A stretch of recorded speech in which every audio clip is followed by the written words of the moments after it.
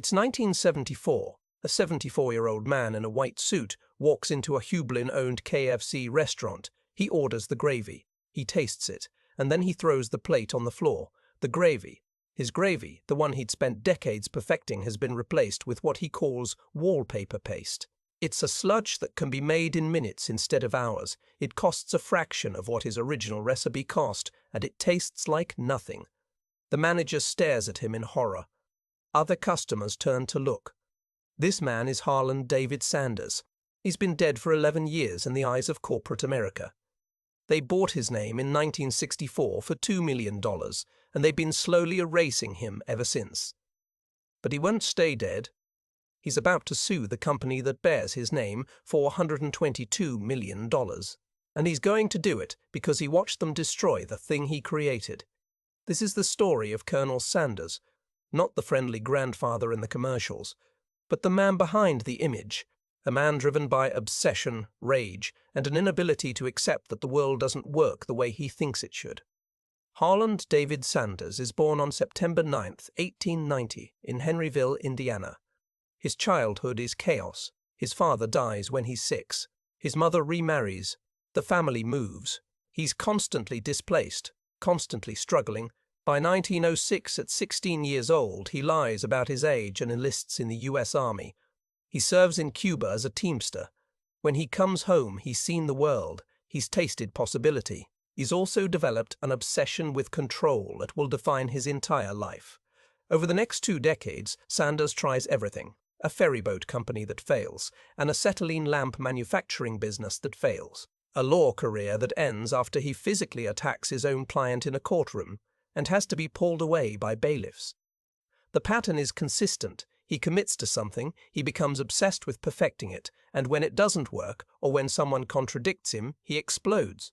But none of these failures break him. They inform him. They teach him that the only thing he can truly control is excellence. If the product is perfect, people have to accept it. They have no choice. In 1930, Sanders opens a gas station in North Corbin, Kentucky. It's a small operation, but he realizes something: people who stop for gas get hungry. So he starts serving food. He sets up a table in the station office and cooks meals for travelers. His wife Claudia helps. The food is good. The portions are generous. Word spreads. By 1935, Governor Ruby Laffoon officially commissions Sanders as a Kentucky Colonel for his contributions to state cuisine. It's a ceremonial title, but Sanders takes it seriously. He'll wear it for the rest of his life. Not as a joke. As an identity. He becomes the colonel in a way that transcends branding. He becomes the character. In 1939, Sanders has a breakthrough. He's been experimenting with pressure cookers, a commercial technology that had been patented by the pressure cooker company in 1939, specifically for cooking with water. But Sanders has an idea. What if he uses it for frying? Standard pan frying takes 30 minutes and dries out the chicken. Deep frying in oil is faster, but requires precise temperature control. But a pressure cooker filled with hot oil, with valves and seals adjusted to handle the extreme heat instead of water vapor, could fry chicken in 8 to 9 minutes while keeping the meat moist inside. It's technically dangerous. The equipment wasn't designed for this. Early test runs resulted in explosions. But Sanders perfects the technique. He adjusts the pressure valves. He stabilizes the seals. He develops a precise process. And he creates something that nobody else can replicate. Chicken fried in pressurized oil using 11 herbs and spices, ready in under 10 minutes, tasting like nothing else on the market. By 1952, Sanders has turned his gas station cafe into a destination. People drive hours to eat his chicken. He's 72 years old. He should be retired. But he sees an opportunity. Franchising. If he can convince other restaurant owners to use his recipe and his process, he can scale without having to be physically present everywhere. He finds his first franchisee, Pete Harmon, a restaurateur in Salt Lake City. Harmon agrees to serve Sanders' chicken. Within the first year, Harmon agrees to serve Sanders' chicken. Within the first year, Harmon's restaurant sees a 3,500% increase in sales. The model works. But here's where everything changes. In 1955, the Federal Highway Act is implemented. The government decides to reroute Interstate 75 to bypass North Corbin, Kentucky entirely. The decision is made in Washington. Sanders has no say. The highway that had brought tourists to his restaurant is diverted. The traffic stops. The revenue stops. His restaurant, which had been successful for years, becomes worthless overnight. He's forced to close it. He auctions the property for $75,000, barely enough to cover his debts. At 65 years old, living on $105 a month in Social Security, Colonel Sanders is broke. Most people would give up. Most people would accept that it's over. But Sanders looks at what he has: a recipe that works, a process that scales, and the beginning of a franchise network. He has nothing to lose and everything to gain, so he does something that defies logic at his age. He gets in his 1946 Ford. He loads it with a pressure cooker and bags of his spice blend, and he starts driving across America, restaurant to restaurant, cooking chicken for owners who've never heard of him, trying to convince them to franchise his recipe. Over the next 8 years, from 1956 to 1963, Sanders is rejected 1,009 times. 1,009 times. Each rejection is personal. Each one reinforces the belief that people are idiots if they can't see what he sees. He's sleeping in his car. He's eating his own chicken because he can't afford to eat anywhere else. His wife Claudia is at home, mixing spices in their basement, packing them into bags that Sanders takes with him. She's working 18-hour days while he's on the road, getting rejected and rejected and rejected and rejected again. But he doesn't stop. He can't stop. The obsession is all he has left. Then it breaks. By 1963, after 7 years of rejection, Sanders has signed over 600 franchises. KFC is becoming too large to manage from a car. The ledgers are getting complicated. The quality control is becoming impossible. Sanders is 73 years old. He's won. But he's exhausted. And he realizes something terrifying. He's built something that's too big for him to control. Without his personal oversight, franchisees are cutting corners. They're using cheaper spices. They're rushing the pressure cooking. They're destroying the quality by trying to maximize speed and profit. He can't be everywhere. He can't taste every batch of chicken. He can't force every franchisee to follow his standards. On January 1st, 1964, Sanders sells KFC to John Oisette. On January 1st, 1964, Sanders sells KFC to John Y. Better, Brown Jr. and Jack Massey for $2 million.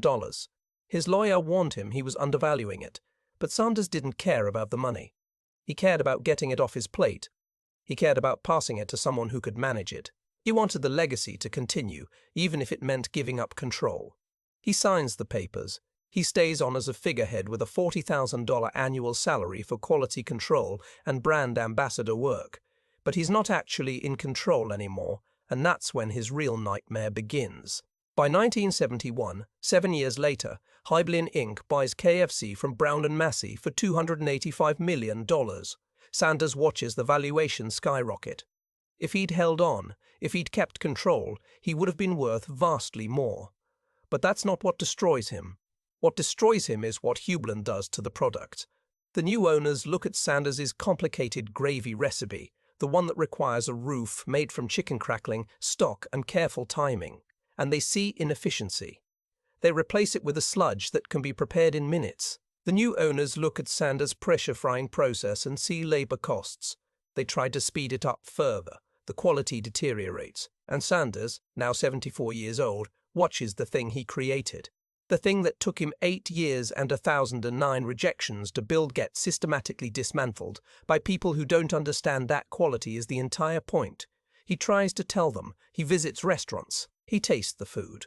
He complains publicly. He complains privately. He sends letters. Nobody listens. They see him as a relic, an old man obsessed with irrelevant details while they're trying to run a business at scale. They have shareholders to answer to. They have quarterly earnings targets. They have cost per unit metrics. They don't have time for his perfectionism. So Sanders does what Sanders always does when people won't listen to him. He attacks.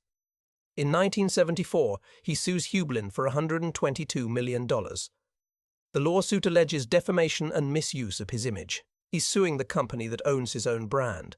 He's suing them for destroying what he created. The case is technically difficult. Sanders owns nothing anymore. They own his name. They own his image. They own his image. They own the recipe. What exactly is he suing them for? He's suing them for violating the spirit of the agreement. He's suing them for taking his name and using it to promote products that he didn't create and wouldn't approve of. The court cases drag on for years. The legal bills are astronomical. He hires lawyers. He loses. He appeals. He loses again. The entire enterprise becomes a vendetta. It's not about the money. He's already been paid. It's about principle. It's about refusing to accept that he's been erased from his own creation. Here's what nobody talks about when they discuss Colonel Sanders and KFC. His obsession with control was the thing that made the product great. He wouldn't compromise on the pressure-frying time. He wouldn't compromise on the spice blend. He wouldn't compromise on anything because compromise meant failure. This refusal to compromise is why 1,000 restaurants rejected him. But it's also why the 1,010th restaurant said yes. It's why Pete Harmon's sales increased by 3,500%. His inflexibility was a feature, not a bug. But that same inflexibility is what destroyed him once he lost control. He couldn't accept that other people had different priorities. He couldn't accept that Hybulin cared about quarterly earnings more than perfect gravy. He couldn't accept that the world doesn't operate according to his standards. His inability to adapt, to compromise, to accept change, the very thing that made him a genius as an entrepreneur, made him a monster as an employee. In his final years, Sanders became increasingly isolated. He was the man in the white suit everyone recognized, the face on the bucket. But he wasn't the colonel anymore. He was a symbol of something that no longer existed, a reminder of a time when quality mattered more than scale. When one man's obsession could drive a business, he watched KFC become a global empire, and he watched it become mediocre at scale. He was right. The gravy they made after he left was worse than the gravy he made. The chicken was cooked faster and dried out. The spice blend was diluted. Everything he predicted came true. And he got no satisfaction from being right. Just bitterness. Colonel Sanders died on December 16, 1980 at 90 years old. KFC had grown to thousands of locations. Billions of dollars had been made. He had been right about everything. And it destroyed him. The original Sanders Caution Cafe in North Corbin is now a museum. The recipe is kept in a digital safe inside a concrete vault in Louisville, Kentucky, surrounded by motion sensors and 24-hour cameras. It's more secured than some government secrets, because the recipe isn't just a recipe. It's proof that one man's obsession created something that lasted, something that survived his death, survived corporate ownership, survived dilution and compromise. The recipe endures, but the colonel never got to see it reclaimed. There's an irony in how the story ended. Sanders spent his entire life fighting against forces he couldn't control, his unstable childhood, his failed business ventures, the highway that bypassed his restaurant, the corporate executives who didn't understand his vision. He won against all of them by sheer force of will, but then he lost against the one thing that matters most, time. By the time he understood the cost of selling, it was too late to buy back. The empire he built consumed him, not through fraud or betrayal, but through success. He created something too big for one man to maintain, and when he finally accepted that reality and let go, what remained wasn't what he built. It was what others did with what he built, and that was a price he couldn't pay.